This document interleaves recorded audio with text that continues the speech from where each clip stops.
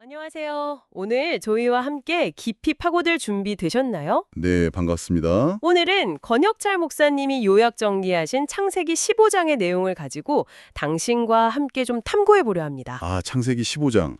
아브라함 이야기에서 아주 중요한 부분이죠. 네, 맞습니다. 아브라함이라는 인물의 믿음, 그리고 또 그에게 주어진 하나님의 약속, 그 안에 숨겨진 깊은 의미들을 함께 발견하는 시간이 될 겁니다. 시작하기 전에 잠시 그 배경을 좀 짚어볼까요? 네, 그게 좋겠네요. 창세기 15장은 아브라함이 꽤 큰 전쟁이었죠. 그 그쵸. 전쟁에서 승리한 바로 직후의 이야기입니다. 네, 14장에서 그돌라오멜 연합군을 물리치고 조카 롯을 구해오는 큰 승리를 거뒀죠. 근데 상황이 마냥 좋지만은 않았을 것 같아요. 여전히 약속된 후계자는 없고요. 그렇죠. 그게 아브라함에게는 가장 큰 고민이었을 테고요. 게다가 전쟁에서 이겼으니까 패배한 북방연합군의 보복, 이런 현실적인 두려움도 있지 않았을까 싶어요. 충분히 그럴 수 있는 상황이었죠. 여러모로 좀 불안했을 겁니다. 네. 그래서 이번 탐구의 목표는 이렇습니다. 권 목사님의 요약을 바탕으로 해서요. 창세기 15장에 나타난 믿음의 본질이 뭘까? 네, 그리고 하나님께서 아브라함에게 주신 약속의 그 놀라운 점들, 또 특히 하나님 자신이 어떻게 우리의 궁극적인 보상이 되시는지, 그 부분 중요하죠. 네, 이 핵심 통찰을 좀 뽑아내 보려고 합니다. 당신이 이 내용을 통해서 아하 하는 그런 깨달음의 순간을 경험하실 수 있도록 저희가 길잡이가 되어 드릴게요. 네, 기대가 됩니다. 참고로 이 15장 안에서는요. 여호와께서 이르시되 이 구절이 무려 7번이나 등장한다고 해요. 7번이요. 네, 하나님께서 얼마나 적극적으로 아브라함에게 다가가서 말씀하시고 또 약속을 확증해 주시는지를 보여주는 대목인 것 같습니다. 하나님이 정말 주도적으로 관계를 이끌어 가시는 모습이네요. 자, 그럼 이제 본격적으로 그 내용을 함께 살펴보시죠. 네. 하나님께서 아브라함에게 나타나셔서 가장 먼저 건네신 말씀, 아브라함아 두려워하지 말라는 것이었습니다. 네, 그렇죠. 앞서 말씀드린 것처럼 아브라함은 여러 가지 좀 복합적인 이유로 두려움에 사로잡혀 있었을 가능성이 커 보여요. 전쟁 후에 어떤 불안감도 있었을 테고. 네, 그리고 아직 자녀가 없다는 그 현실적인 문제 앞에서 오는 막막함 같은 것들. 맞아요. 그런 것들이 그를 힘들게 했겠죠. 여기서 권 목사님의 요약이 주목하는 첫 번째 포인트가 있다고요? 네, 바로 하나님께서 단순히 두려워 말라고 하신 게 아니라 아브라함아 하고 그의 이름을 직접 부르셨다는 사실입니다. 이름을 직접 부르셨다는 거요? 네, 이게 그냥 스쳐 지나갈 수 있는데 사실 하나님과 아브라함 사이에 깊고 어떤 인격적인 관계를 보여주는 중요한 단서라는 거죠. 그냥 막연한 존재가 아니라 나를 아는 분이 말씀하신다는 느낌이겠네요. 그렇죠.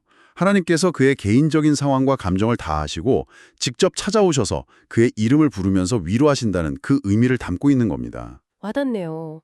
흔히들 성경 전체에 두려워하지 말라는 말씀이 365번 나온다는 이야기도 있잖아요. 네, 들어본 것 같아요. 마치 하나님께서 매일 우리에게 두려워 말라고 말씀하시는 것 같다는 그런 묵상으로 이어지기도 하고요.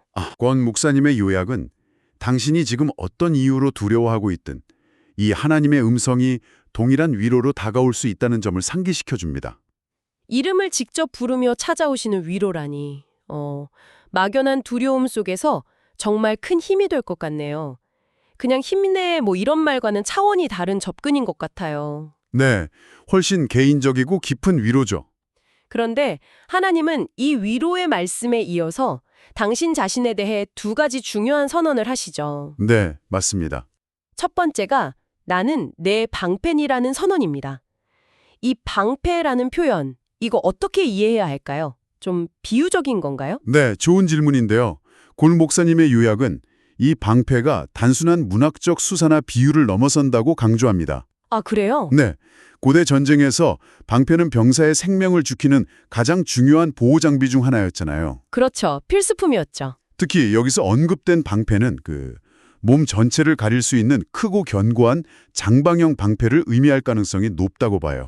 그냥 작은 손방패가 아니라 아주 큰 방패요. 네, 따라서 하나님께서 내가 너의 방패라고 말씀하신 것은 삶에서 마주하게 되는 온갖 종류의 공격들 있잖아요. 네네. 예를 들어 외부의 어떤 비난이나 모함, 예기치 않은 사고나 질병, 실패로 인한 좌절감, 심지어 죽음의 위협 같은 모든 부정적인 것들로부터 하나님께서 친히 그리고 완전하게 막아주시겠다는 아주 강력하고 실질적인 보호의 약속이라는 겁니다. 와, 온몸을 가리는 거대한 방패처럼 모든 공격을 막아주시겠다. 정말 든든하게 느껴지는데요. 네, 그렇죠. 단순히 어떤 심리적인 위안을 넘어서는 실질적인 보호를 의미한다는 거군요. 맞습니다. 권 목사님의 요약에서는 이 약속이 어떻게 더 깊이 설명되나요?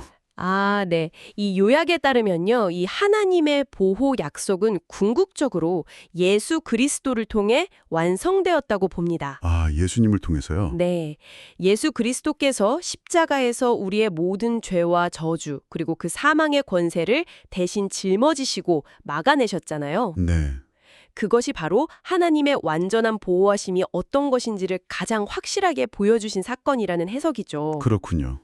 따라서 나는 내 방패라는 이 약속은 어떤 일시적인 도움을 넘어선 영원하고 궁극적인 구원을 포함하는 매우 깊은 의미를 지닌다고 설명합니다. 그리스도를 통해 성취된 궁극적인 보호의 약속이라 그 의미가 더 깊게 다가오네요. 네. 그런데 하나님께서는 이어서 더 놀라운 선언을 하십니다. 네, 두 번째 선언이죠? 두 번째 선언, 나는 너의 지극히 큰 상급이니라. 이 부분이 정말 흥미로운 지점 같아요. 맞아요. 이 부분이 핵심 중 하나죠. 보통 상급이라고 하면 우리가 뭘 받는 거잖아요. 뭐 상장이나 선물이나. 그렇죠. 어떤 결과물을 생각하죠. 근데 여기서는 하나님께서 내가 너의 상급이다라고 말씀하십니다. 이건 어떤 의미로 받아들여야 할까요? 바로 그 지점이 관 목사님의 요약에서 아주 핵심적으로 다루는 부분입니다.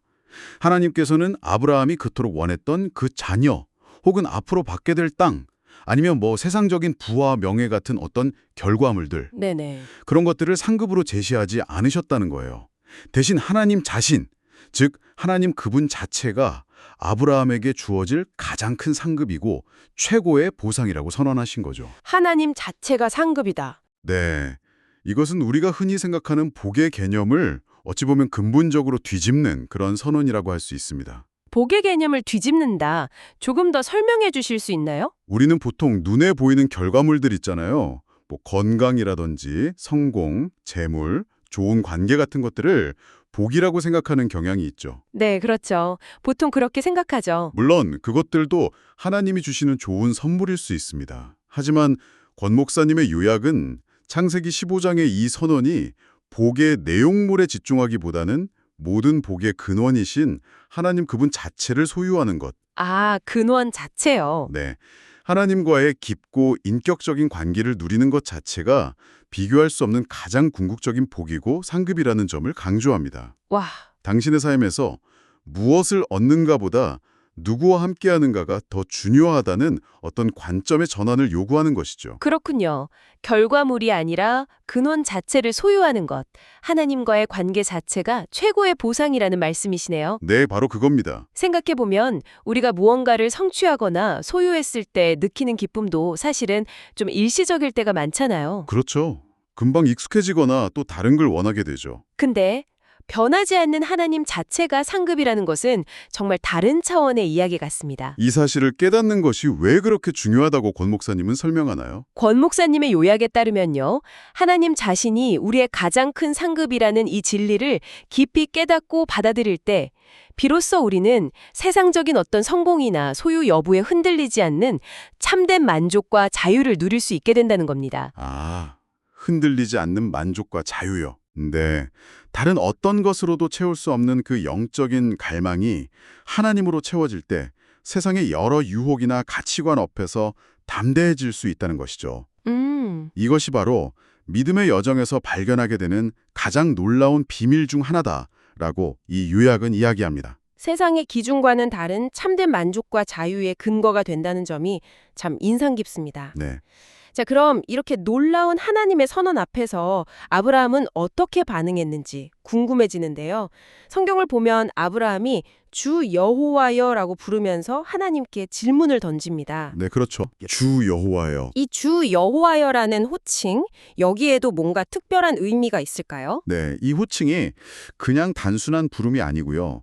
아브라함의 신앙 성숙을 보여주는 중요한 표현이라고 권 목사님의 요약은 지적합니다. 신앙의 성숙이요. 네. 바로 앞장 창세기 14장을 보면요. 아브라함이 전쟁에서 승리하고 돌아왔을 때 살렘 왕 멜기세덱을 만나는 장면이 나오잖아요. 네, 멜기세덱 좀 신비로운 인물이죠. 그렇죠. 당시 지극히 높으신 하나님의 제사장으로 묘사되는데 그가 아브라함을 축복하면서 하나님을 천지의 주제, 주인이시여 지극히 높으신 하나님이라고 칭합니다. 네네. 아브라함이 15장에서 하나님을 주 아도나이 여호와여라고 부른 것은 바로 그때 멜기세덱을 통해서 들었던 하나님의 속성, 아, 즉 온 세상의 주인이신 하나님이라는 그 개념을 자신의 신앙 고백으로 받아들여서 사용하고 있다는 것을 보여준다는 겁니다. 그러니까 멜기세덱에게서 하나님에 대해 배웠던 것을 그냥 흘려들은 게 아니군요. 네, 그렇죠. 마음에 새겼다가 자기 언어로 하나님을 부르면서 고백하는 단계로 나아갔다는 의미군요. 정확합니다. 권 목사님의 요약은 바로 이 지점을 강조하면서 믿음의 능동성에 대해 설명해요. 믿음의 능동성. 네, 진정한 믿음이란 단순히 하나님의 말씀을 듣고 지식적으로 동의하는 그런 수동적인 상태에 머무는 것이 아니라는 거죠. 그 말씀을 마음에 깊이 새기고 곱씹으면서 자신의 삶의 문제와 연결해서 하나님께 반응하고 고백하는 그런 능동적인 과정이라는 겁니다. 그렇군요. 아브라함은 주 여호와여라고 하나님을 높여 부르면서도 동시에 무엇을 내게 주시려 하나이까 나는 자식이 없사오니 하면서 자신의 가장 현실적인 고민과 질문을 솔직하게 아뢰었거든요. 듣고 배우고 그것을 자기 고백으로 삼아서 하나님께 나아가는 것. 이게 믿음의 중요한 본질이라는 말씀이시네요. 네, 그렇습니다. 이렇게 아브라함이 반응했을 때 하나님과의 관계는 그럼 어떻게 더 깊어졌나요? 네, 권 목사님의 요약에 따르면 아브라함이 이렇게 배운 말씀을 붙들고 믿음으로 반응하면서 나아갔을 때 하나님께서는 그의 질문에 답해 주시죠. 네. 그리고 더 구체적인 약속, 그 셀 수 없이 많은 자손에 대한 약속을 주시고 또 그 약속을 확증하는 언약식, 우리가 아는 그 횃불 언약으로 그를 인도하십니다. 횃불 언약으로 이어지는군요. 네, 즉 우리의 능동적인 믿음의 반응이 하나님과의 더 깊은 교제와 인도를 경험하게 하는 통로가 된다는 거죠. 믿음은 일방적인 선언이 아니라 하나님과 우리 사이에 살아있는 어떤 상호작용과 같다고 볼 수 있습니다. 그렇다면 권혁철 목사님의 창세기 15장 요약을 통해 살펴본 이 이야기들이 오늘을 살아가는 당신에게 어떤 의미를 던져줄 수 있을까요? 네, 정리가 필요하겠네요. 중요한 통찰로 요약해 볼 수 있겠습니다. 권혁 목사님의 요약을 통해 우리가 얻을 수 있는 핵심은 다음과 같습니다. 네. 첫째는 하나님은 우리의 깊은 두려움을 아시고 외면하지 않으신다는 겁니다. 인격적으로 찾아오셔서 이름을 부르시며 두려워하지 말라고 위로하시는 분이라는 것. 네, 이름을 부르시는 위로. 당신의 두려움 속에서도 동일하게 말씀하고 계심을 기억할 필요가 있겠습니다. 둘째는 하나님은 우리의 완전한 보호자, 즉 방패가 되신다는 거죠. 네, 방패. 이건 삶의 모든 위협과 공격으로부터 우리를 안전하게 지키시겠다는 강력한 약속이고요. 이 요약에 따르면 특히 그리스도의 십자가를 통해 죄와 사망으로부터의 궁극적인 보호로 성취되었습니다. 궁극적인 보호. 네. 셋째는 우리가 추구해야 할 가장 큰 복, 최고의 상급은 세상적인 성공이나 소유가 아니라 하나님 그 자체라는 놀라운 진리입니다. 하나님 자체가 상급이다. 네. 나는 너의 지극히 큰 상급이라 라는 말씀처럼 하나님과의 관계 자체가 우리의 궁극적인 만족과 기쁨의 원천이 된다는 것이고요. 마지막 넷째는 진정한 믿음은 수동적인 동의를 넘어선 능동적인 반응이라는 겁니다. 능동적인 반응. 하나님의 말씀을 듣고 마음에 새기고 삶의 자리에서 그것을 붙들고 자신의 고백으로 삼아 하나님께 나아가는 것. 바로 아브라함이 보여준 모습이죠. 맞습니다. 그리고 이 요약은 마지막으로 아주 실제적인 적용점을 제시하는 것 같아요. 네, 그렇죠. 우리가 이 시대를 살아가면서 피할 수 없이 마주하는 수많은 염려들, 또 두려움들 앞에서 창세기 15장의 이 약속, 나는 내 방패요 너의 지극히 큰 상급이라. 네. 이 말씀을 그냥 머리로만 아는 걸 넘어서서 입술로 선포하고 마음으로 굳게 붙드는 그런 실천이 필요하다라는 것입니다. 네. 실제적인 믿음의 행위가 중요하죠. 권 목사님의 요약은 우리가 그렇게 할 때 하나님의 살아있는 임재와 보호하심, 그리고 그분으로 말미암는 참된 만족을 우리 삶 속에서 실제로 경험하게 될 것이라고 강조합니다. 네. 말씀 자체에 능력이 있고 그 말씀을 믿음으로 취할 때 변화가 시작된다는 메시지죠. 오늘 저희는 권혁철 목사님의 창세기 15전 요약을 통해 아브라함의 믿음의 여정, 또 변함없으신 하나님의 약속, 그리고 무엇보다 하나님 자신이 우리의 가장 큰 상급이라는 깊고 놀라운 진리에 대해 함께 탐구해 보았습니다. 네, 정말 의미 있는 시간이었습니다. 이 탐구를 마무리하면서 당신에게 마지막으로 생각해 볼 질문 하나를 던져드리고 싶습니다. 네, 어떤 질문인가요? 오늘 우리가 함께 살펴본 것처럼 만약 하나님 자신이 당신의 삶에 주어진 가장 궁극적이고 최고의 상급이라면 네. 이 사실이 현재 당신이 마음속 가장 중요하게 여기며 추구하고 있는 목표나 갈망들에 어떤 방식으로 좀 도전이 되거나 혹은 그것들을 어떻게 새롭게 재구성하도록 이끌 수 있을까요?